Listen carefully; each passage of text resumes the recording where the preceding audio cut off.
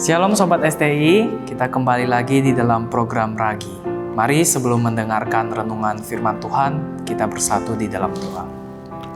Tuhan, kami mengucap syukur kami pada hari ini boleh ada sebagaimana kami ada ya Tuhan. Kami berdoa ya Tuhan, kiranya Engkau boleh mengajari kami ya Tuhan untuk mampu mengasihi ya Tuhan, baik itu sesama kami maupun musuh kami ya Tuhan. Ajari kami ya Tuhan, Kau berikan kami hati seperti hati Engkau ya Tuhan. Kau pakai kami ya Tuhan untuk menebarkan kasih-Mu dimanapun kami berada ya Tuhan. Hanya dalam nama Tuhan Yesus, Allah kami yang hidup, kami tak berdoa. Amin. Nah, Sobat STI sekalian, mungkin kita tidak asing lagi dengan peperangan ya, apalagi 2 bulan atau 3 bulan yang lalu terjadi perang antara Rusia dan Ukraina. Nah, kita mau melihat di dalam Matius bagaimana tanggapan Yesus menghadapi musuh-musuhnya ketika ia di Taman Getsemani. Mari kita membuka di dalam Matius pasalnya yang ke-28, ayatnya yang ke-51 hingga 53. Saya akan bacakan untuk Sobat STI sekalian. Tetapi seorang dari mereka yang menyertai Yesus mengulurkan tangannya, menghunus pedangnya, dan menetapkannya kepada hamba iman besar, sehingga putus telinganya. Maka kata Yesus kepadanya, masukkan pedang itu kembali ke dalam sarungnya. Sebab barang siapa menggunakan pedang akan binasa oleh pedang. Atau kau sangka bahwa aku tidak dapat berseru kepada Bapakku supaya ia segera mengirim lebih dari 12 pasukan malaikat membantu aku. Nah, Bapak Ibu sekalian, mungkin kisah ini lebih tepatnya dibawakan sebelum Paskah atau pada Jumat Agung. Namun karena ini masih ada nuansa Paskahnya dan nuansa Jumat Agungnya, saya akan tetap membawakan renungan ini. Dan ada beberapa hal atau beberapa ajaran yang bisa kita pelajari di dalam konteks ini. Nah, pada saat itu, Yesus sedang berdoa di Taman Getsemani dan dia tahu bahwa kesudahannya sudah dekat. Dan dia juga tahu bahwa akan ada salah satu dari muridnya yang mengkhianati dia. Maka dari itu, ketika dia selesai berdoa, datanglah orang-orang dan juga Yudas Iskariot yang mengkhianati dia. Akhirnya Yesus dibela oleh muridnya, namun Yesus tetap menyerahkan dirinya dan tetap mengasihi musuhnya.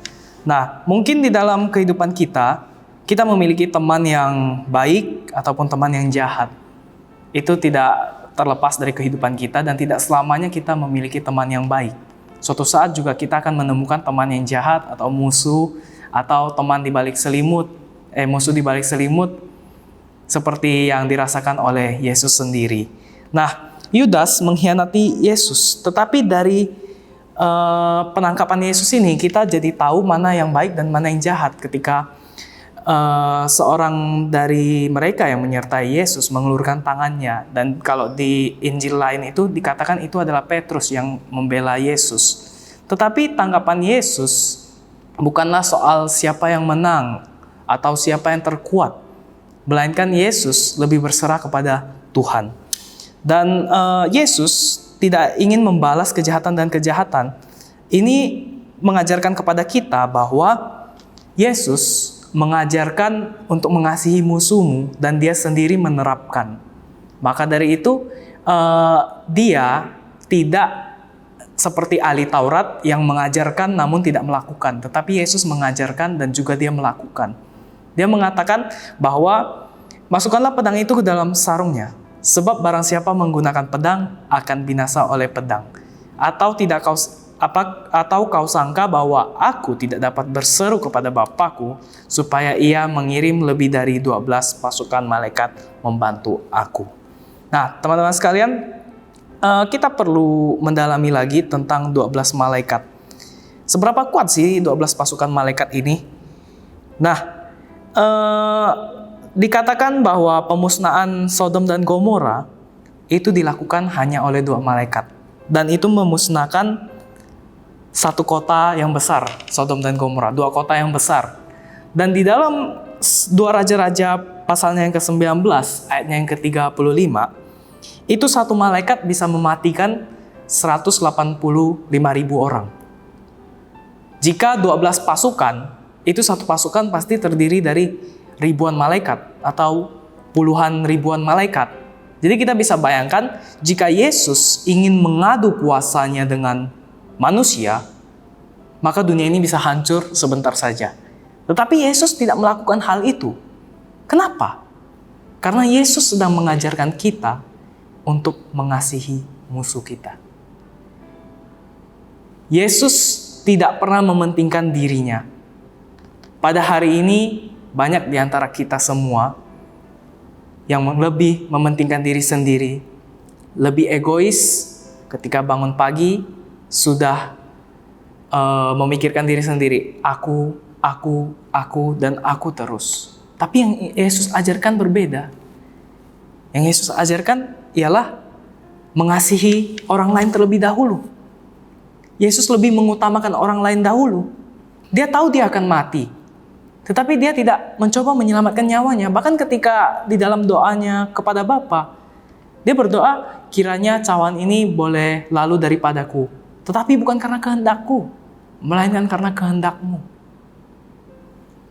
Ini sungguh istimewa ya, Sobat STI sekalian. Kematian Yesus sudah jauh hari dinubuatkan untuk menebus dosa manusia.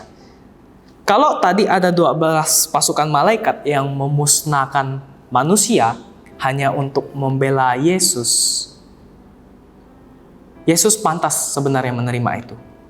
Tetapi Yesus tidak mau. Dia tidak mau dibela dan dia tidak mau memanggil 12 pasukan malaikat itu. Melainkan apa? Dia lebih mengorbankan nyawanya. Karena apa? Dengan pengorbanan nyawanya, ia bisa memperdamaikan kita dengan Allah. Dan dia mengerti tujuan dan maksud Tuhan atas hidupnya di bumi ini. Jadi Sobat STI sekalian, mungkin dari kita pada hari ini dan pada saat ini, masih ada yang mementingkan diri sendiri, kita berusaha mengenyangkan diri kita berusaha memperkaya kita.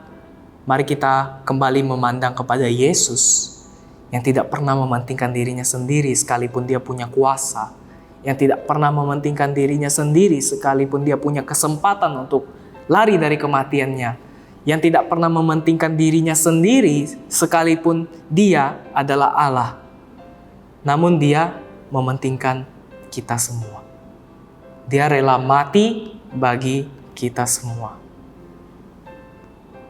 12 pasukan malaikat tidaklah berarti hanya untuk membela namanya, tapi Yesus ingin kita ikut bersekutu di dalam kasih-Nya.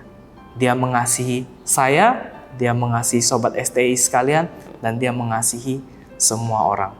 Maka dari itu, dia tidak memanggil 12 pasukan malaikat itu, melainkan dia merelakan nyawanya. Mari kita berdoa.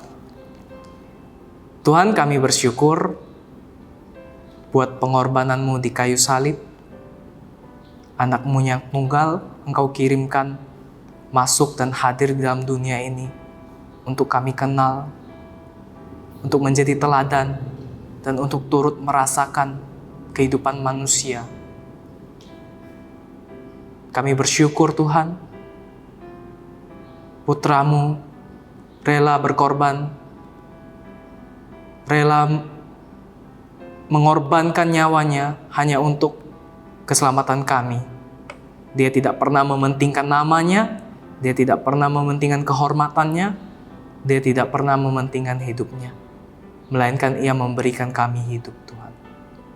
Pada saat ini ya Tuhan, kami mau berdoa untuk setiap kami yang selalu mementingkan diri kami sendiri, yang selalu mengenyangkan diri kami sendiri, dan tidak sadar telah merugikan orang lain, Tuhan. Kami mau berubah. Biarlah mulai hari ini dan seterusnya ya Tuhan, kami boleh mampu berbagi ya Tuhan. Kami mampu saling mengasihi, kami mampu saling menopang ya Tuhan. Dan kami bersama-sama ya Tuhan, melakukan kehendak-Mu, memberitakan kasih Putra-Mu terhadap orang-orang yang belum percaya Tuhan.